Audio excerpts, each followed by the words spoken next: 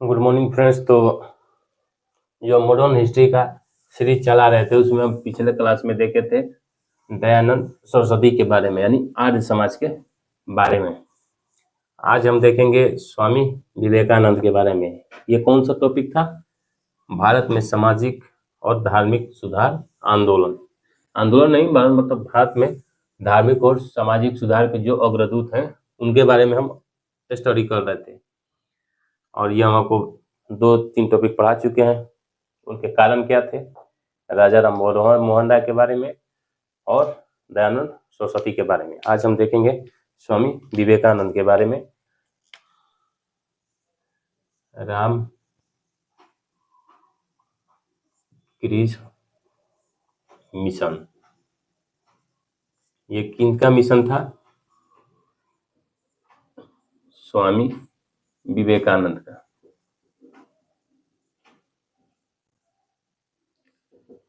स्वामी विवेकानंद का।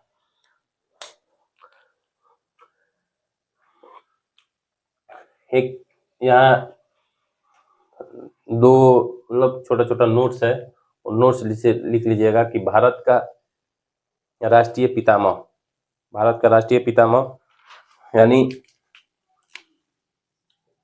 इसमें का नहीं है, लेकिन यहाँ लिख लीजिएगा नोट्स। यहाँ राष्ट्र पितामह, राष्ट्र पितामह किसको कहा गया है? ये हम क्वेश्चन देखे थे जब गए थे, तो ये देखे थे कि ये पूछा गया है कि राष्ट्र पितामह भारत में, यानी भारत का राष्ट्र पितामह किसको कहा गया है? तो दयानंद सरस्वती को कहा गया है। दयानंद सरस्वती को कहा गया है। किसने कहा है? पट्टाभी सीतारमैया,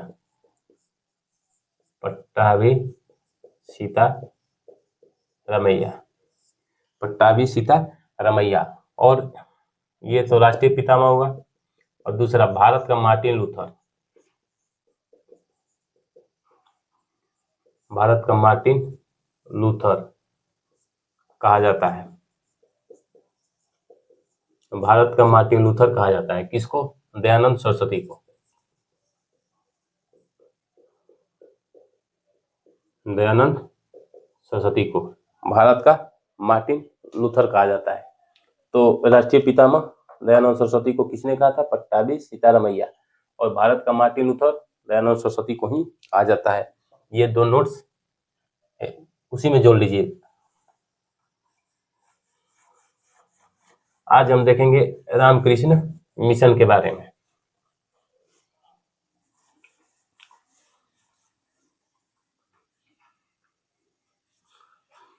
यानी स्वामी विवेकानंद के बारे में। पहले इनका जन्म देख लेते हैं, इनकी जीवनी देख लेते हैं। इनका जन्म कब हुआ? 1863 ईस्वी में। जन्म कब हुआ? 1863 ईस्वी में। कब? जनवरी में, जनवरी 1863। अगर डेट भी आपको लिखना हो तो लिख लीजिएगा 12 जनवरी 1863। दयानंद सरस्वती का जन्म कब हुआ था? 12 फरवरी 1824। इनका जन्म 12 जनवरी 1863। कहाँ हुआ था? कलकत्ता में, कलकत्ता में। कहाँ जन्म हुआ था? कलकत्ता में। इनके पिता कौन थे? श्री विश्वनाथ दत्त। इनके पिता श्री विश्वनाथ दत्त।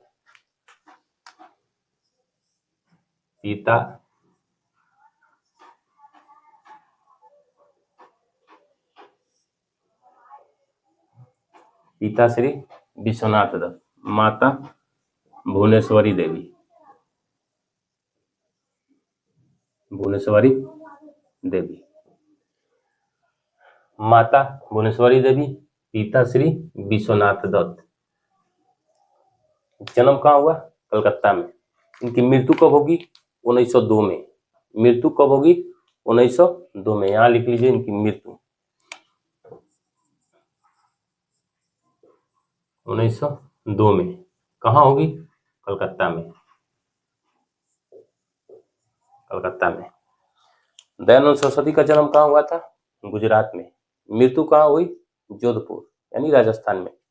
इनका जन्म कलकत्ता में, मृत्यु कलकत्ता में।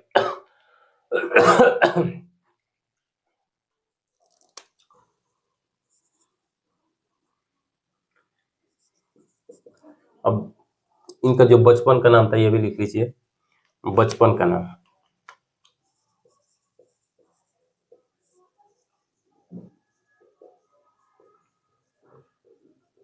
नरेंद्र नाथ दत्त, पिता श्री विश्वनाथ दत्त और इनका बचपन का नाम नरेंद्र नाथ दत्त, नरेंद्र नाथ दत्त। इनके गुरु कौन थे? रामकृष्ण परमहंस, गुरु राम कृष्ण परमहंस। रामकृष्ण परमहंस इनके गुरु थे। रामकृष्ण परमहंस इनके गुरु थे। ये काली माता के पुजारी थे, काली माता के पुजारी थे। यानी ये काली माता के पुजारी हुए, इसका मतलब कि ये ईश्वर में आस्था रखते थे। कौन? रामकृष्ण परमहंस। ये काली माता के पुजारी थे और ईश्वर में आस्था रखते थे।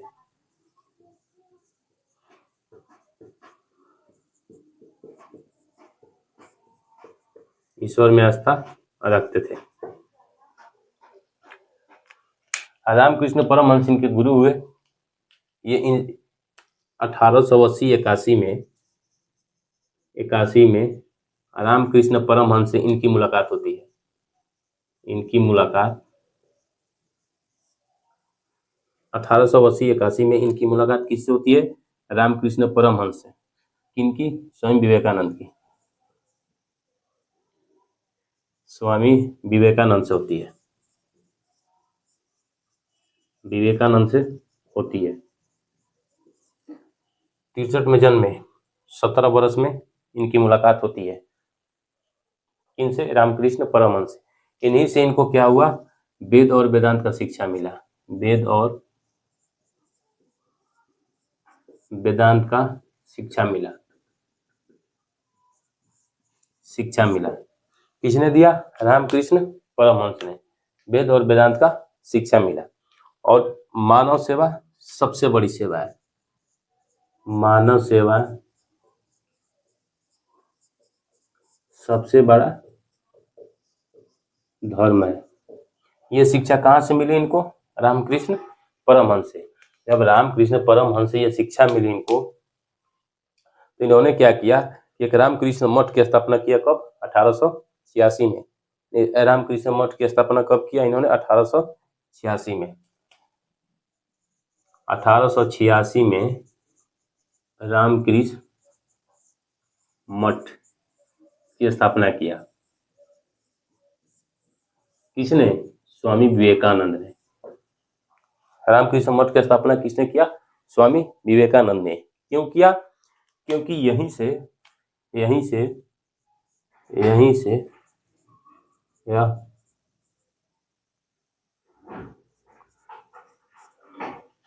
गुरु की शिक्षा का प्रचार प्रसार करते थे। कहाँ से? 1886 में इन्होंने रामकृष्ण मठ की स्थापना किया। कब? 1886 में। यह स्थापना क्यों किया इन्होंने? क्योंकि यहीं से जो इनको शिक्षा मिली हुई थी, वेद और वेदांत का शिक्षा जो मिला हुआ था, किससे? रामकृष्ण परमहंस से। यहीं से, इसी मठ से ये क्या करते थे? अपना प्रचार प्रसार करते थे। और एक और सेवा मिली थी कि मानव सेवा सबसे बड़ा धर्म है। ये भी इनको शिक्षा कहाँ से मिली थी? रामकृष्ण परमहंस से। इसके बाद इन्होंने क्या किया कि जो खेतड़ी के राजा हैं कुंवर अजीत सिंह, खेतड़ी के राजा कुंवर अजीत सिंह के कहने पर इन्होंने विश्व धर्म सम्मेलन के लिए कहाँ गए? Chicago, USA.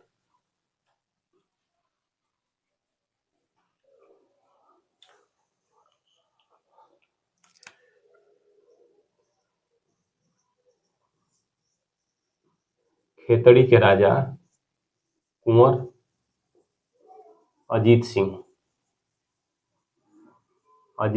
के कहने पर कहने पर ये विश्व धर्म सम्मेलन में भाग लेने के लिए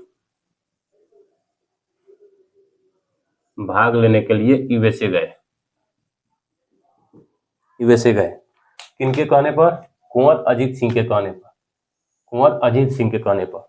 और इन्होंने ही कुंवर, मतलब ये मान लीजिए जो एरो लगा है, कुंवर अजीत सिंह ने ही इन्होंने ही इनको क्या नाम दिया था? स्वामी विवेकानंद।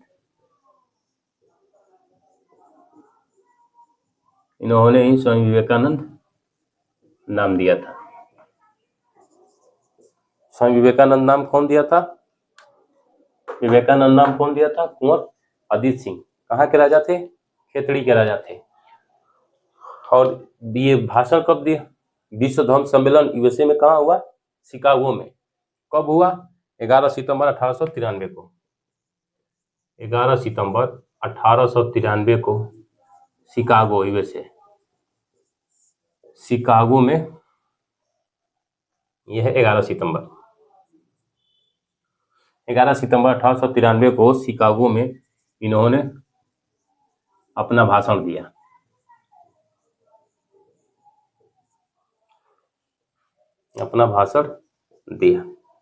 जब इन्होंने अपना भाषण दिया तो इन्होंने बहुत ही अद्भुत भाषण दिया था, जिसके कारण द न्यूयॉर्क हेराल्ड, वहाँ की एक न्यूज़पेपर एजेंसी है, न्यूयॉर्क हेराल्ड,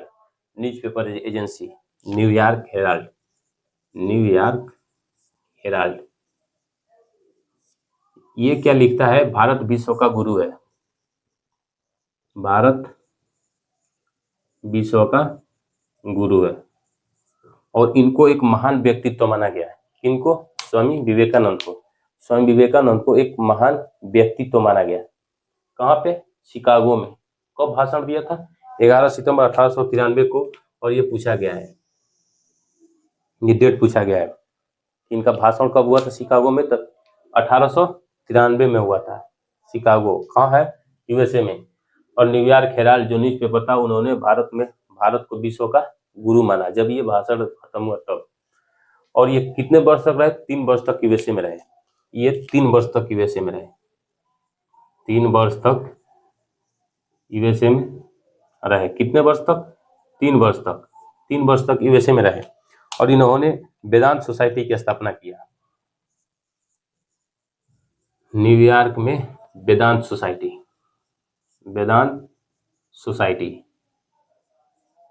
की स्थापना। वेदांत सोसाइटी की स्थापना कब किया? 1896 में। और 1896 में इन्होंने एक वेदांत सोसाइटी की स्थापना किया। कहाँ पे? न्यूयॉर्क में। और इसके बाद कैलिफोर्निया में शांति आश्रम की स्थापना किया। कैलिफोर्निया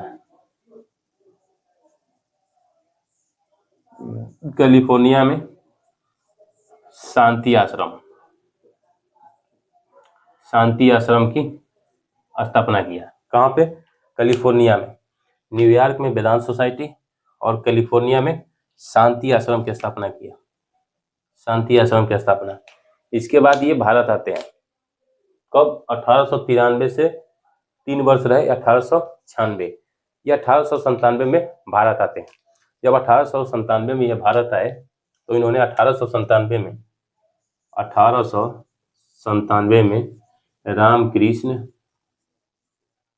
परमहंस रामकृष्ण मिशन की स्थापना किया। किसका? रामकृष्ण मिशन का स्थापना किया। और इसके एक तरह से मुख्यालय बनाए गए। रामकृष्ण मिशन का एक बेल्लूर जो भी देखिएगा तो तमिलनाडु में है, और एक अल्मोड़ा।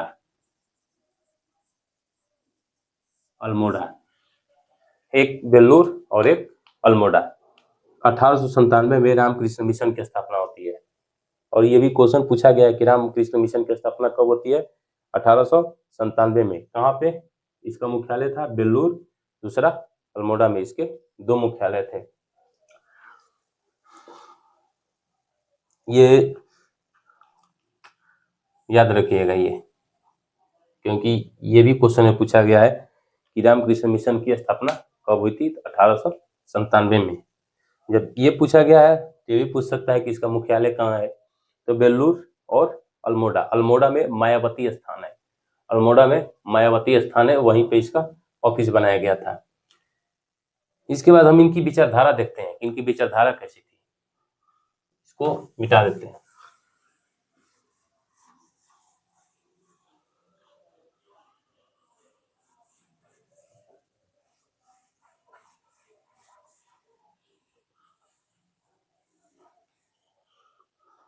इनकी विचारधारा,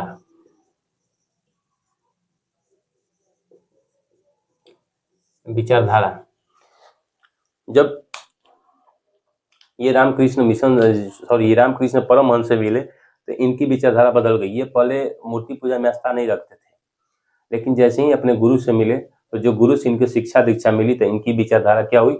बदल गई। तो पहला इनकी विचारधारा क्या थी? पहले तो ये बौद्ध दर्शन से प्रभावित थे। किससे? बौद्ध, बौद्ध दर्शन से, बौद्ध दर्शन से प्रभावित थे, बौद्ध दर्शन से ये प्रभावित थे। इसके बाद इनकी भी आस्था क्या हुई? ईश्वर में आस्था, ईश्वर में आस्था हो गई। ये भी मूर्ति पूजा करने लगे, क्योंकि इनके गुरु से इनको शिक्षा दीक्षा मिली थी। ये भी मूर्ति पूजा का समर्थन करने लगे, मूर्ति पूजा का समर्थन करने लगे। वेद और वेदांत के शिक्षा का प्रचार प्रसार करने लगे,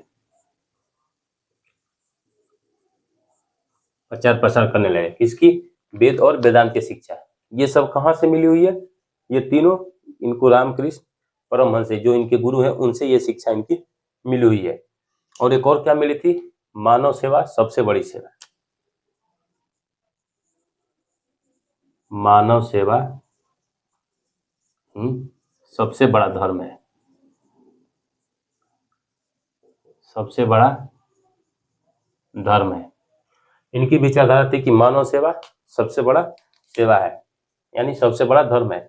वेद और वेदांत का शिक्षा प्रसार, मूर्ति पूजा का समर्थन, ईश्वर में आस्था हो गई इनकी, बौद्ध धर्म से इनका ज्यादा प्रभाव था, मानव सेवा ही सबसे बड़ी सेवा है। और इसके बाद इन्होंने अंग्रेजी को शिक्षा का माध्यम चुना,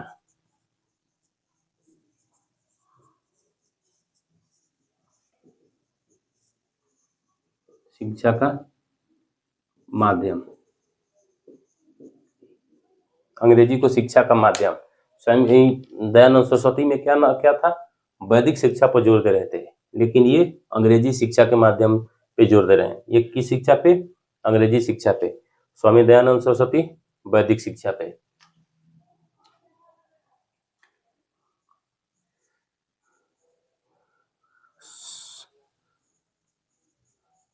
सार्वभौमिक समाज को मान्यता देते थे। सार्वभौमिक समाज यानी सभी धर्म के लोग हैं, यानी सभी लोग क्या करें? एक ही समाज बना कर रहे हैं। ये नहीं कि समाज में कोई ऊंच कोई नीच, ये नहीं, सभी लोग एक समाज बना कर रहे हैं। यानी सामाजिक एकरूपता, एक तरह से बोल सकते हैं कि एक क्या थे? सामाजिक एकरूपता। सार्वभौमिक समाज मतलब सामाजिक एकरूपता,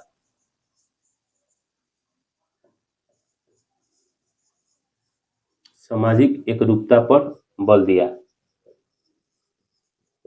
सामाजिक एकरूपता पर बल दिया। ये लिख लीजिए, सार्वभौमिक समाज में ज्यादा दिक्कत होगा तो ये सामाजिक एकरूपता, यानी सभी समाज के लोग एक रूप में रहे। यानी ये नहीं कि ये दूसरे कास्ट का है, ये दूसरे कास्ट का है, ये दूसरे जाति का है, ये दूसरे धर्म का है, ये नहीं, सभी लोग एक धर्म से मिलकर रहे। इसीलिए क्या होगी? समाज में समरसता आएगी, यानी समाज क्या होगा? मिलजुल कर आगे बढ़ेगा। तो विचारधारा बौद्ध दर्शन से प्रभावित था, ईश्वर में आस्था हो गई थी इनकी, मूर्ति पूजा का समर्थन करने लगे, वेद और वेदांत शिक्षा का प्रचार प्रसार, मानव सेवा ही सबसे बड़ा धर्म और सामाजिक एकरूपता पर बल दिया। इसके बाद इन्होंने कुछ किताबें लिखी है, ये मिटा देता हूँ।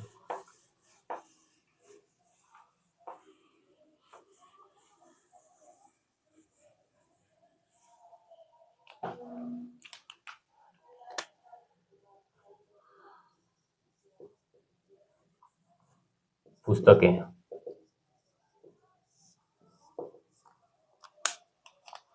पहला इनकी पुस्तक थी मैं समाजवादी हूँ, मैं समाजवादी,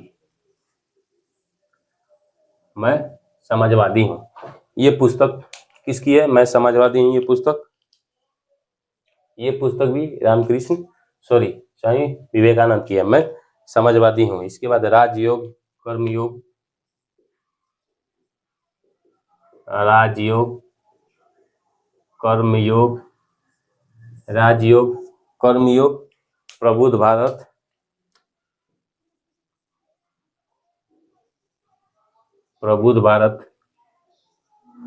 ये इंग्लिश भाषा में है। ये भी किसकी किताब है? स्वामी विवेकानंद की किताब है। मैं समाजवादी हूँ, राजयोग, कर्मयोग, प्रबुद्ध भारत, ज्ञान योग, यहाँ लिख लीजिए ज्ञान योग और उद्बोधन,